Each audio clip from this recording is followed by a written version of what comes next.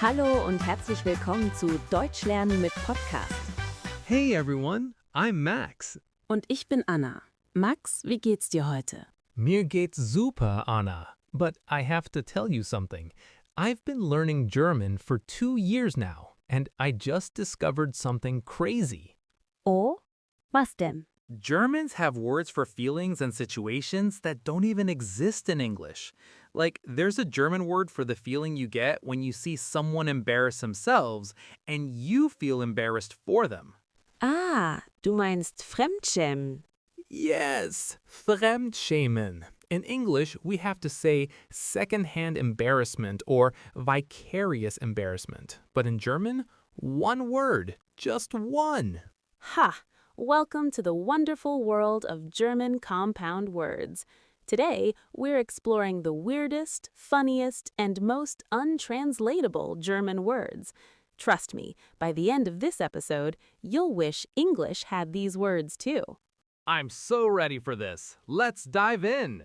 Los geht's. Okay, Max, let's start with probably the most famous German word that English speakers know, Schadenfreude. Oh, yeah, I've heard this one. It means enjoying when something bad happens to someone else, right?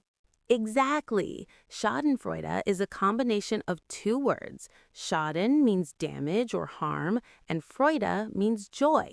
So it literally means harm joy or damage joy. So it's like when you see someone slip on a banana peel and you can't help but laugh? Genau, exactly. That's Schadenfreude. But it's not always about physical accidents. It can also be about someone's misfortune in general. Like when your friend brags about their new expensive car and then they get a parking ticket? Ha! Yes, perfect example. You don't wish bad things on them, but when it happens, you feel a little bit of Schadenfreude. I feel so guilty admitting this, but I totally feel Schadenfreude sometimes. Like when someone who's always showing off on Instagram posts about something going wrong. Everyone feels it sometimes, Max. It's human nature. The difference is, in German, we have a word for it. In English, you just feel guilty and pretend you're not smiling. Ha, that's so true. Okay, so how do I use this in a sentence? Ich habe ein bisschen Schadenfreude gefühlt. Ich hab ein bisschen Schadenfreude gefühlt. Got it. But Anna, is it okay to admit you feel Schadenfreude? Well, it's not the nicest feeling to admit, but Germans are pretty honest about it. We might say, Tja, Schadenfreude ist die schönste Freude. Well, Schadenfreude is the best kind of joy. Wait, that's a saying? Yes, it's a bit cynical, but it's true. Germans can be very direct about these things. I love it. Okay, what's the next word? The next word is one of my personal favorites, Fernweh. Fernweh? What does that mean? It's the opposite of homesickness. Wait, the opposite? So you're sick of being home? Not exactly. Fernweh is the longing to travel, to explore, to be somewhere far away. It's made of two words. Fern means far or distant, and way means ache or pain. So it's like an ache for distant places. Oh, wow. So it's like when you're sitting at home scrolling through Instagram, seeing pictures of beaches in Thailand, and you just think, I need to get out of here. Exactly. That's Fernweh. It's not that you hate where you are, you just feel this strong pull to explore the world. I have Fernweh all the time, especially in winter when it's cold and gray in Germany and I see pictures of people in Bali. Same here. That's why so many Germans travel to Spain, Greece, or Thailand in winter. We're trying to cure our Fernweh. But wait, Anna, if Fernweh is the opposite of homesickness, what's the German word for homesickness? Good question. It's Heimweh. Heim means home, and weh means ache. So Heimweh is home ache or homesickness. So Heimweh is when you miss home, and Fernweh is when you miss being away from home?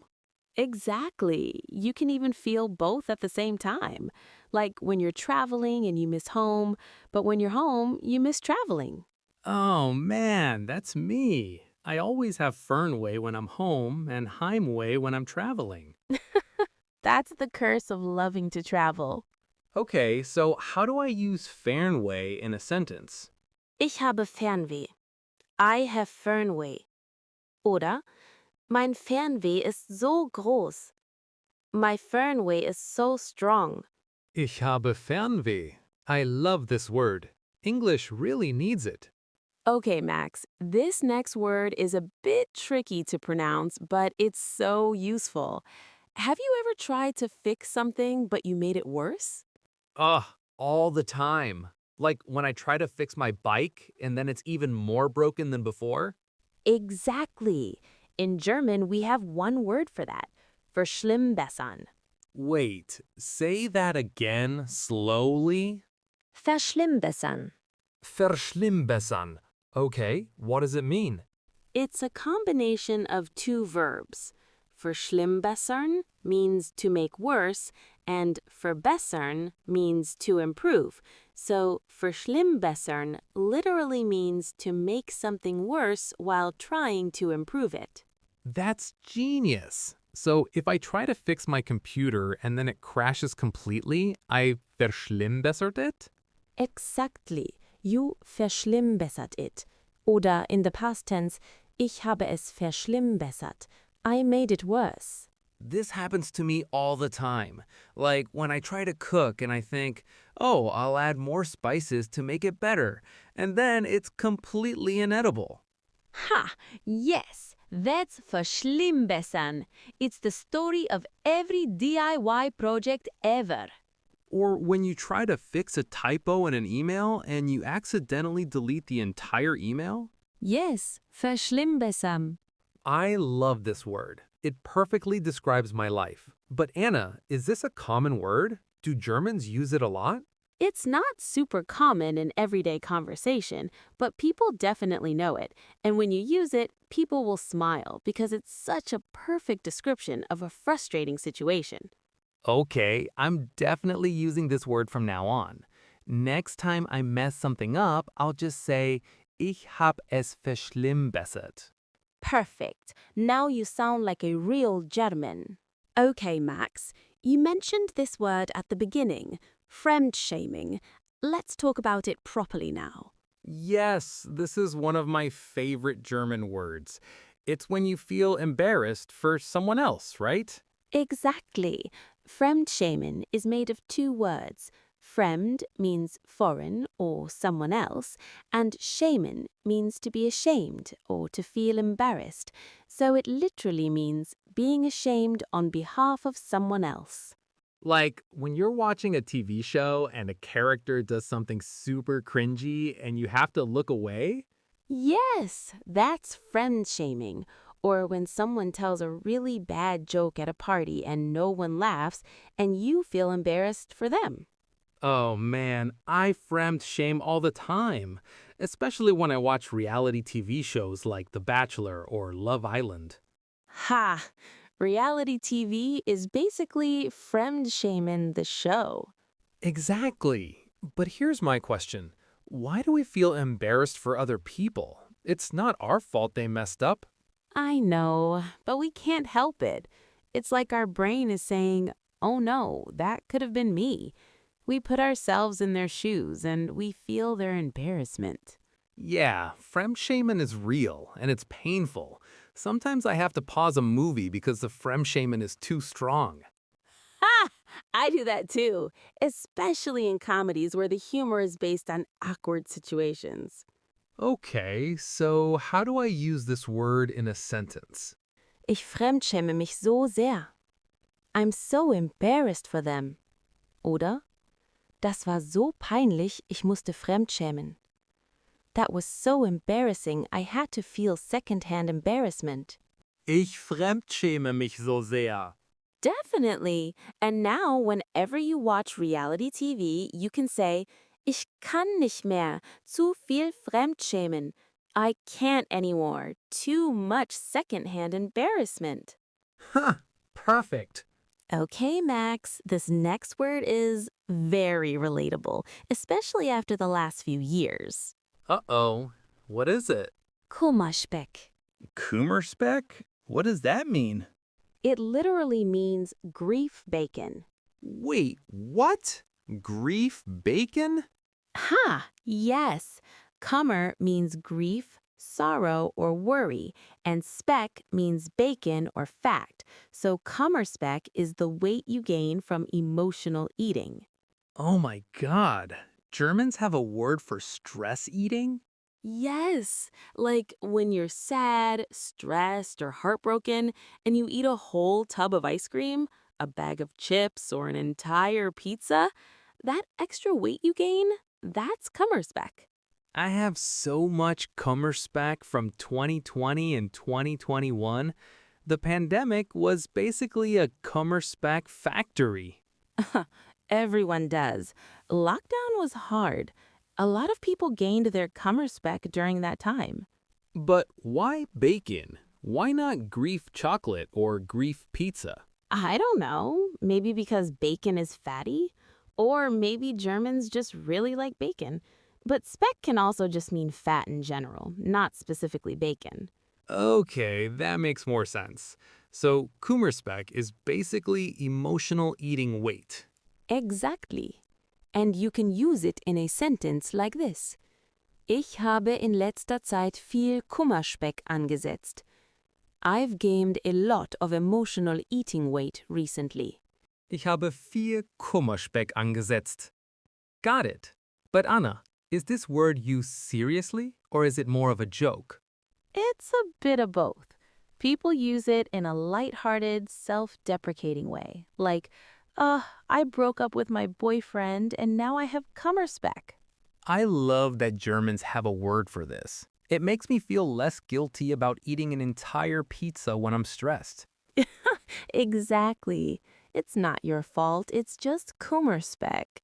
Okay, Max, last word before our bonus round. Torschlusspanik. Okay, that sounds intense. What does it mean? Torschlusspanik is the fear that time is running out to do something important. It's made of 3 words. Tor means gate, Schluss means closing, and panic means panic. So it literally means gate closing panic. Like the panic you feel when you realize you're getting older and you haven't done the things you wanted to do? Exactly. Like when you turn 30 and think, oh no, I'm not married yet, or I haven't traveled the world yet, or I haven't started my dream career yet. Oh man, I feel torchless panic all the time, especially when I see my friends getting married, buying houses, having kids, and I'm like, wait, am I behind? That's tortious panic. It's very common, especially around big birthdays. 30, 40, 50. People start to panic that the gate is closing on their opportunities. But Anna, isn't that just a midlife crisis? Kind of, but tortious panic is more specific. It's not just about feeling old, it's about feeling like you're running out of time to achieve something specific. Okay, so if I'm 35 and I suddenly decide to quit my job and become a professional surfer because I feel like it's now or never, that's torchless panic? Ah, yes, that's tortious panic. It's that now or never feeling. Okay, so how do I use this in a sentence? Ich habe Torschlusspanik. I have gate closing panic. Or mit 40 bekam sie Torschlusspanik und beschloss, die Welt zu bereisen. At 40, she got gate closing panic and decided to travel the world. Ich habe Torschlusspanik. Ha! Just remember, it's never too late to do what you love. Don't let tortious panic control your life. Good advice, Anna. Good advice. Okay, Anna, before we finish, let's do a speed round. Give me 3 more crazy German words. Fast. Okay, here we go. 1. Ohrwurm. An earworm, a song that's stuck in your head. 2. Backpfeifengesicht, a face that's so annoying it needs to be slapped, literally slap face. 3. Weltschmerz, the sadness or melancholy you feel about the state of the world. Wait. Backpfeifengesicht? Germans have a word for a face that needs to be slapped? Yes, it's not a nice word, but it's accurate. Like, when someone is so annoying, you just look at their face and think, ugh. Huh. I can think of a few people with Backpfeifengesicht, but I'm not going to say who. Good idea. Be careful with that word. Okay, what about ohrwurm? That's a fun one. Yes, ohrwurm literally means earworm. It's when a song gets stuck in your head and you can't stop singing it. Oh, I have an ohrwurm right now. That stupid song from the radio this morning. It won't leave my head. Ha, that's an ohrwurm. You can say, ich habe einen Ohrwurm. I have an earworm. Ich habe einen Ohrwurm. Got it. And what about Weltschmerz? Weltschmerz is a deep philosophical word. It's the sadness or melancholy you feel when you think about the problems in the world: war, poverty, climate change, injustice. Oh, so it's like existential sadness? Exactly. It's when you feel overwhelmed by the state of the world. You can say, ich habe Weltschmerz. I have world pain. Ich habe Weltschmerz. Das ist heavy, aber es ist ein wunderschönes Wort. Okay, Anna, my mind is officially blown. German has words for feelings I didn't even know I had. That's the beauty of German. We can describe the world in ways English can't. So, quick recap. Today we learned Schadenfreude, joy at someone else's misfortune, Fernweh, longing to travel, Verschlimmbessern, making something worse while trying to fix it, Fremdschämen, secondhand embarrassment, Kummerspeck, weight gain from emotional eating, Torschlusspanik, fear that time is running out, plus bonus words Ohrwurm, Backpfeifengesicht, and Weltschmerz. Perfect. And if you loved this episode, please subscribe and leave a comment. Tell us, which German word do you wish existed in English? And in the next episode, we're talking about the most common mistakes English speakers make when learning German. Trust me, some of them are hilarious and embarrassing. You don't want to miss it. Alright, bis zum nächsten Mal. Tschüss.